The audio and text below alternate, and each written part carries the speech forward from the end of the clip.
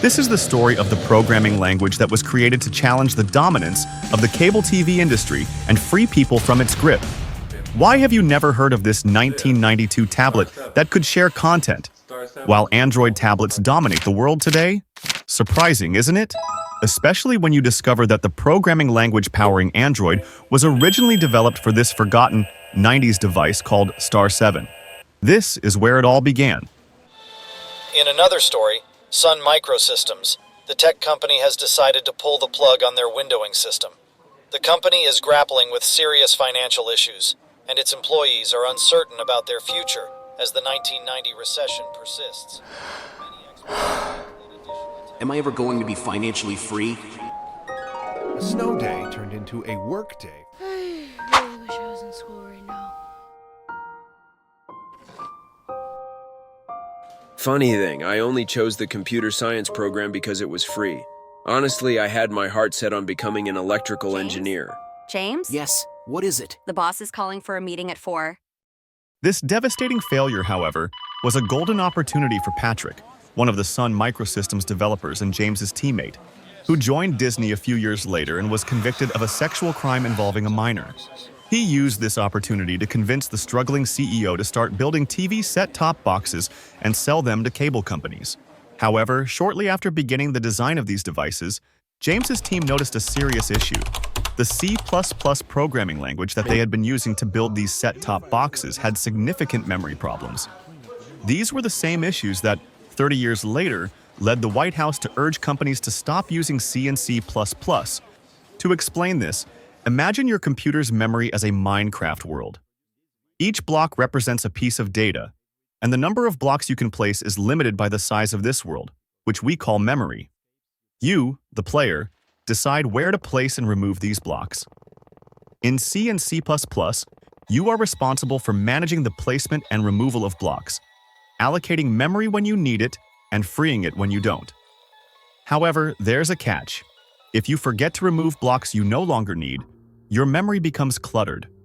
This situation is known as a memory leak. Conversely, if you accidentally remove a block that's still part of your build, the entire structure can collapse, causing your game or program to crash. And since James's team often worked under stressful deadlines, they frequently forgot to clean up unused blocks or accidentally misplaced them. James's first attempt to fix the problem was to create a language called Oak, named after the first thing he saw, an oak tree outside his office. His team was also called the Green Project, named after the green door of their office, likely the first thing he noticed when choosing the name. And they designed this language to resemble C++, but it restricted developers' freedom to manually modify memory. Instead, the new language was smarter, as it automatically managed memory for developers in any software built with it. This language also gave rise to a new group of developers known as Les Miserables, who, according to data from Trestle Tech, smile the least among software developers. In short, Oak was a great language for its time, but it couldn't solve Sun Microsystems' problem of selling the device after building it.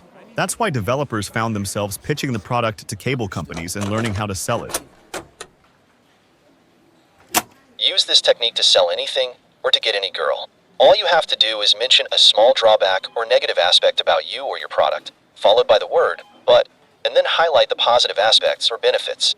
This will make the positives seem even better. Oh, that's awesome. Not only will I be able to reach our goal, but I'll also be the first developer who gets a girlfriend.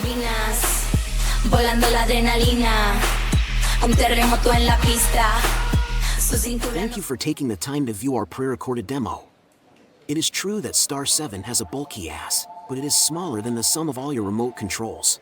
It's the one device that will replace them all, the TV, VCR, and all other devices' remote controllers. Are you a fan of Disney? I certainly am. This is a revolutionary device that lets you share videos, music, and even TV shows from networks like Disney. Are you a fan of Disney? Hey, thanks for meeting with me. So, Star 7 has 6" antenna, but it's super cool. You can use it with people to do the job remotely, by using this shared whiteboard, for example. Thank you, madam. I am sorry. I am sorry. We are not interested. I am sorry. The glow of the Star 7 no longer bright, lost in the code on a broken darkened screen. James stands alone in the fading light. Before losing hope, Star 7 caught the attention of some Time Warner employees, the company that owns Warner Brothers, who were interested in buying their product. This sparked a collaboration to create a device tailored to their needs. But there was one big problem. Adapting Star 7's existing software to work with new, specialized hardware or operating systems was incredibly expensive. For example, getting an Xbox video game to run on a PlayStation can cost anywhere from $10,000 to millions of dollars because the commands given by software are interpreted differently by each piece of hardware. Even something as simple as a printer may interpret commands differently than another printer. This means developers often have to rewrite parts of the software just to make it compatible. James Gosling had a game-changing idea to solve this problem. Instead of having software communicate directly with hardware, why not add a middleman? He created the Java Virtual Machine, JVM, a program that acts like a pretend computer. The JVM takes instructions from the software and translates them into commands the actual hardware can understand. This brilliant approach meant developers no longer had to rewrite software for every new hardware platform. Just update the JVM to handle the translation. I'm sorry, James. The deal's been axed by the cable TV gods. What? You asked us to jump, and we did, and more. Listen, James. There's a truth about our industry that only a few know. Everyone thinks we sell entertainment, but we sell eyeballs. We sell narratives to the highest-paying advertiser. But Star 7, with its free-to-share content approach, is a window to authenticity that could shatter their carefully crafted illusions, revealing the adverse effects of their products on health, the environment, and people's well-being. Why tell me now? You're a good man, James. I'm moving to Orange Inc. Join me. The green team is a sinking ship. It's fucking personal now. I will make it work at any cost. Feeling that heat, my rage is a fuse. Blast like a bomb, I got nothing to lose. Cold lines loaded, ready to bruise. Mark my words, my tablet, you'll... Sorry, James, but it's over. We have to pack up. Listen up, everyone. This fight isn't about money anymore. We can't let them dictate what we watch. And we still got a shot at getting Star 7 out to the masses. We only have to build a browser that utilizes our virtual machines to run any Oak program. This way, users won't just have access to the cool things in Star 7 on their PCs, but they'll also gain from the amazing programs the Oak community will build in the future. And we only have to sacrifice for a few months. Let's do this! We need to change our faction name because it is already taken. Understood. And don't call it after the first thing you see again. Okay, let's call it Java then.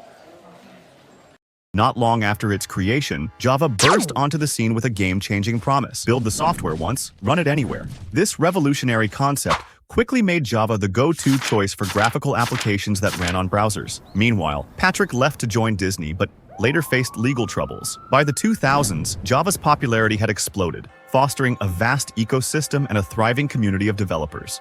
This made it incredibly appealing to companies, as they could easily find talent and tools to work with Java. These qualities led to its adoption for building streaming services like Netflix, YouTube, and Spotify. In 2009, the company's success culminated in a massive deal when the boss sold it to Oracle for an impressive $7.4 billion. James, now a millionaire, watched as the internet transformed into the new entertainment hub. Its convenience and endless variety signaled the inevitable downfall of cable TV, marking the end of an era. The people at the cable companies ended up learning because people with eyeballs don't want to be controlled. And, people really loved this internet thing that was happening. And the cable and phone companies, they hated the internet with a passion that was really quite spectacular.